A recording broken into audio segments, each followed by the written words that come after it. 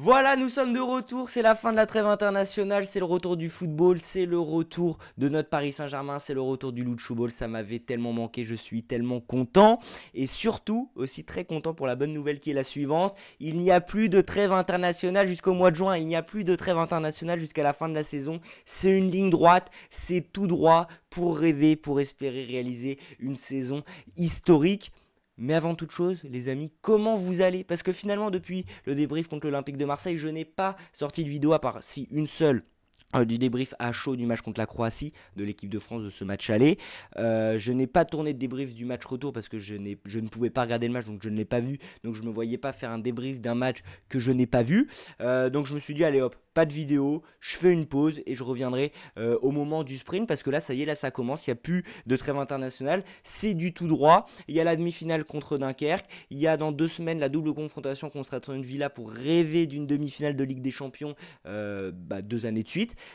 Qui vont arriver très rapidement. Donc là, ça me hype. Mais avant toute chose, avant ces matchs très intenses et très intéressants et qui nous hype tous, il y a un déplacement assez compliqué ce week-end à Saint-Etienne, à Geoffroy Guichard, dans une des plus belles ambiances de Ligue 1, sans nos supporters. Voilà, il y a eu un arrêt préfectoral. Voilà, nous sommes interdits de déplacement, nous ne pouvons pas nous rendre à Saint-Etienne pour soutenir nos rouges et bleus. Donc nos Parisiens vont devoir aller à la guerre, se battre sans nous pour aller chercher les 3 points et espérer aller chercher le record de victoires à l'extérieur en championnat. Si je dis pas de bêtises, on est à 2 victoires à l'extérieur d'égaliser le record de l'AC Milan et à 3 matchs de le battre, ou alors à un match de l'égaliser, à 2 matchs de le battre. J'ai un doute sur la stat, il faudra aller revérifier.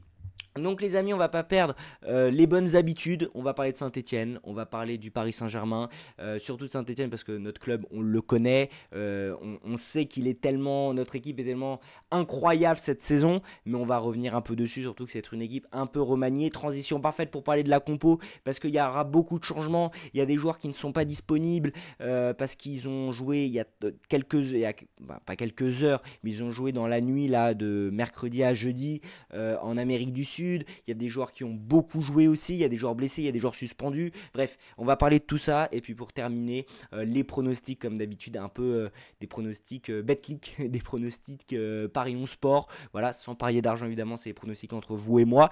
Donc voilà, petite intro terminée et place à l'avant-match. Alors je vous propose de commencer par parler de l'AS Saint-Etienne. Alors l'AS Saint-Etienne, on va regarder leurs derniers résultats sans parler du match contre Montpellier. Voilà, alors je ne sais pas du tout comment ça va se terminer, s'ils vont gagner sur tapis vert ou pas. Je ne sais pas où en est, s'il y a une enquête ou quoi que ce soit. Donc du coup, on va parler de leurs 3 derniers matchs en Ligue 1, sans parler de Montpellier. Donc ça part du Havre, donc match nul à l'extérieur, défaite contre Nice à domicile. 3-3, donc match nul arraché contre Angers. Et bon, après là, on peut voir les 3 grosses défaites à l'extérieur contre Marseille 5-1, perdre 2-0 contre Rennes à la maison et la lourde encore défaite contre Lille 4-1. Mais en vrai, sur les 3 derniers matchs, donc sur les 3 derniers matchs, ça fait 2 nuls et une défaite. Niveau classement, ils sont actuellement 17e.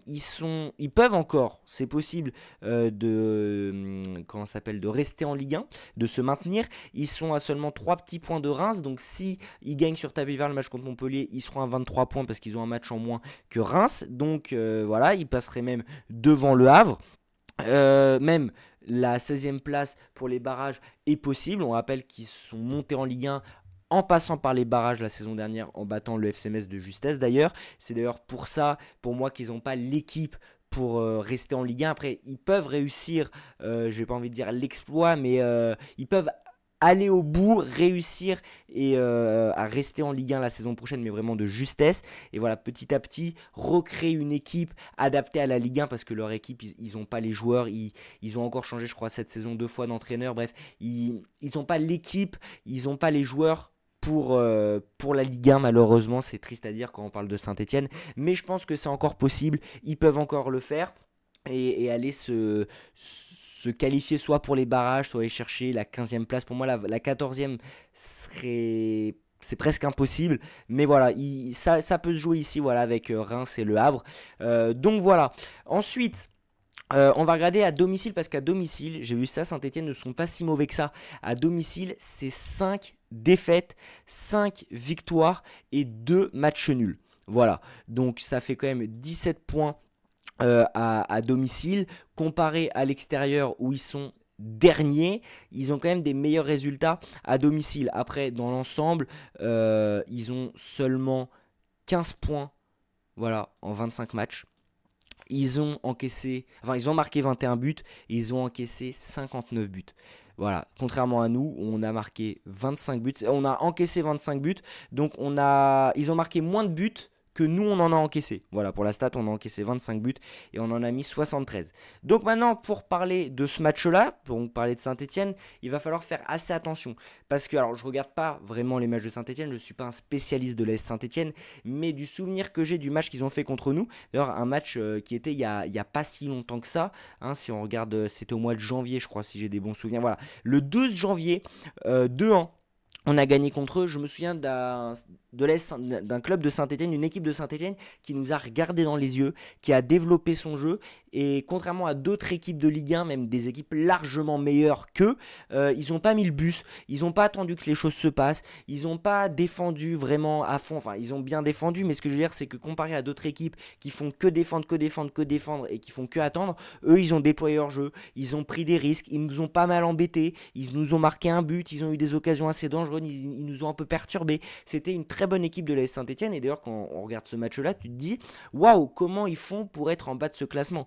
Mais c'est parce que face à d'autres équipes, voilà, ils se prennent des tarifs, hein, 5-1 contre Marseille, 4-1 contre Lille, et des tarifs, il y en a eu d'autres cette saison malheureusement pour eux, malheureusement pour le club historique qui est les Saint-Etienne. Mais voilà, donc moi je me rappelle d'un club qui, face à nous, alors contre les autres équipes, je sais pas, je regarde pas leur match, mais face à nous, ils avaient essayé des choses, ils avaient déployé leur jeu. Donc s'ils l'ont fait à l'extérieur au Parc des Princes, je vois pas pourquoi ils le feraient chez eux à Geoffroy Guichard avec le soutien de leurs supporters.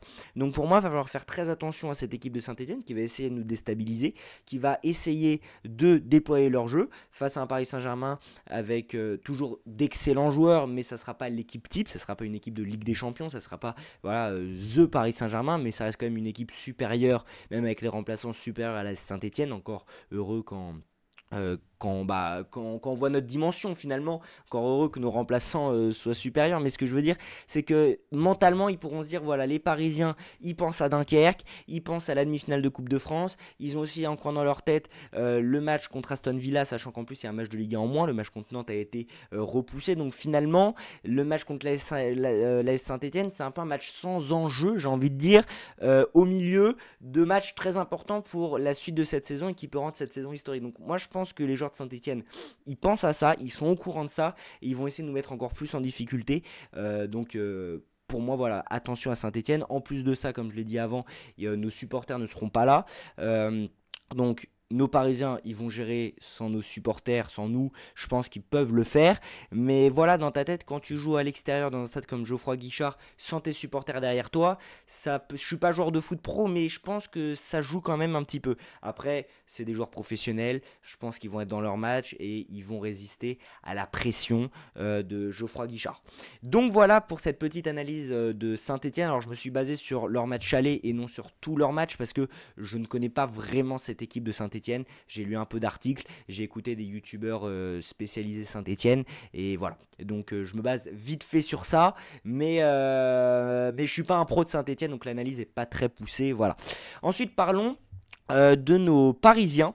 Alors qu'est-ce qu'on peut dire finalement sur nos Parisiens? On connaît notre équipe, on en parle depuis des semaines, des mois de ce Paris Saint-Germain qui nous fait rêver, de ce Paris Saint-Germain qui est tellement agréable à jouer. N'importe quel match qu'on joue, je suis hype de voir ce Paris Saint-Germain. Ça fait je sais pas combien d'années que c'est pas arrivé d'être hype à chaque match. Même quand le match contre le 17ème de Ligue 1, je suis hype, j'ai hâte de voir ce que ça va donner parce que tous les joueurs titulaires, remplaçants, même les remplaçants qui vont être titulaires ce week-end, je sais qu'ils vont se donner à fond. Je sais qu'ils vont aller chercher tous les ballons. Je sais qu'ils vont essayer de montrer de belles choses à Lucho, à Luis Enrique pour essayer d'avoir une place dans l'équipe. Parce que c'est ça le Paris Saint-Germain de Luis Enrique. C'est tu vas être titulaire, montre-moi que tu mérites. Donc ça passe par l'entraînement en semaine. Ça passe par des temps de jeu le week-end en fin de match. Et ça passe aussi par des moments où tu as la possibilité d'être titulaire comme là, le retour de trêve.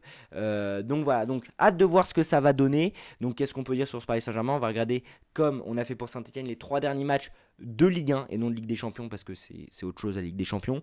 La victoire 3-1 contre Marseille, la victoire 4-1 à l'extérieur contre le Stade Rennais et puis la victoire à domicile contre Lille. Donc ça fait 4 et 4, 8 et 3, 11 buts marqués et 3 buts encaissés sur les 3 derniers matchs de Ligue 1. Un Paris Saint-Germain qui est efficace, qui concrétise ses occasions, qui surdomine, qui se prend des buts malheureusement. Après, on n'en encaisse pas beaucoup, là c'est un par match, ça va largement.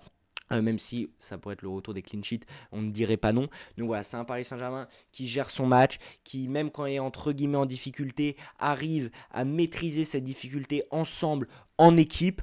Et c'est ça en fait, c'est vraiment une équipe. Je sais que je me répète à chaque fois, tout le monde se répète, on se répète, mais j'aime répéter ces choses positives de ce Paris Saint-Germain, ces joueurs qui jouent en équipe. Et je sais que même si Saint-Etienne nous pose des difficultés, ils vont savoir entre guillemets souffrir ensemble, se relever et aller marquer et aller gagner ce match. Donc voilà pour ce que je peux dire de notre Paris Saint-Germain pour ce match-là.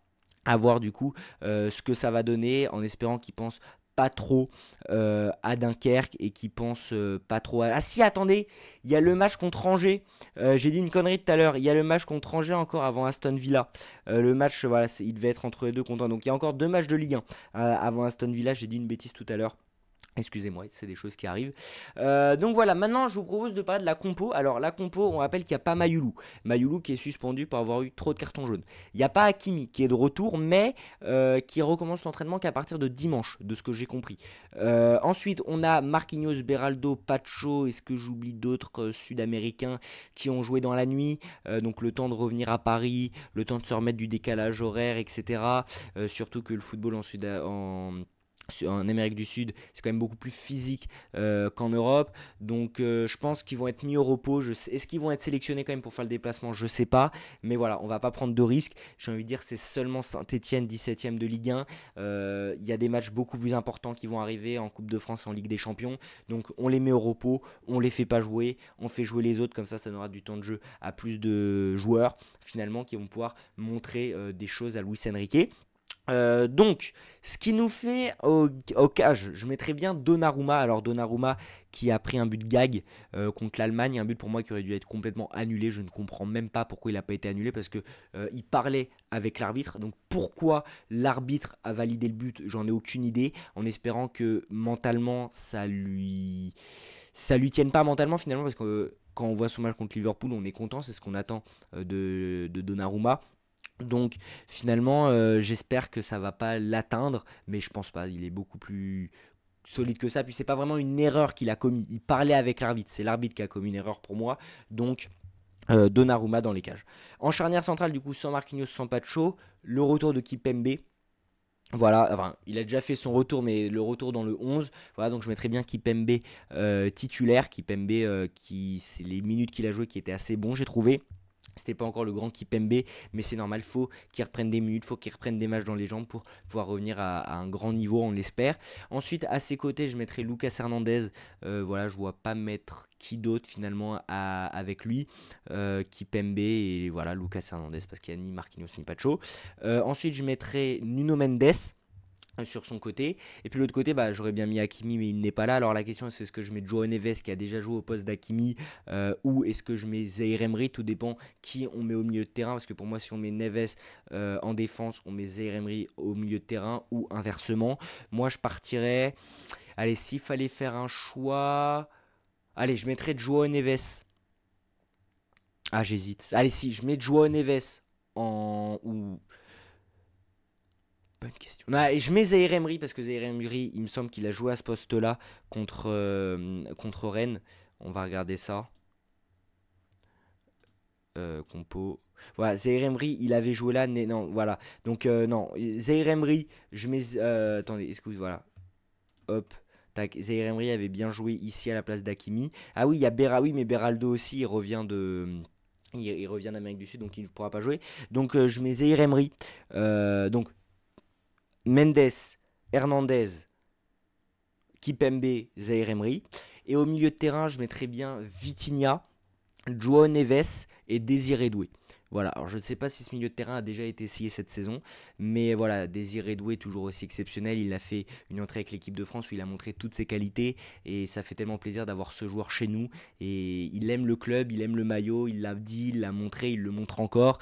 Et puis je suis amoureux de ce joueur. Il y a pas d'autre mot. J'aime tellement ce joueur. J'espère qu'il va rester le plus longtemps possible à Paris en espérant qu'il fasse toute sa carrière. On verra bien. Mais avant de parler du futur, avant d'espérer, il faut juste profiter du moment présent et profiter d'avoir des joueurs comme lui, comme Joao Neves, Vitinha, tous ces joueurs-là dans Pacho, dans notre équipe. Donc voilà, donc milieu de terrain, Vitinha, Joao Neves, Désiré Doué et en attaque. Alors, je spoil tout de suite, je mets Gonzalo Ramos, je laisse Ousmane Dembélé qui a beaucoup joué avec l'équipe de France, donc je le laisse sur le banc, je laisse se reposer, il rentrera en deuxième mi-temps. Donc Gonzalo Ramos que je mets titulaire, à ses côtés je mettrai Barcola et Kvaratskhelia.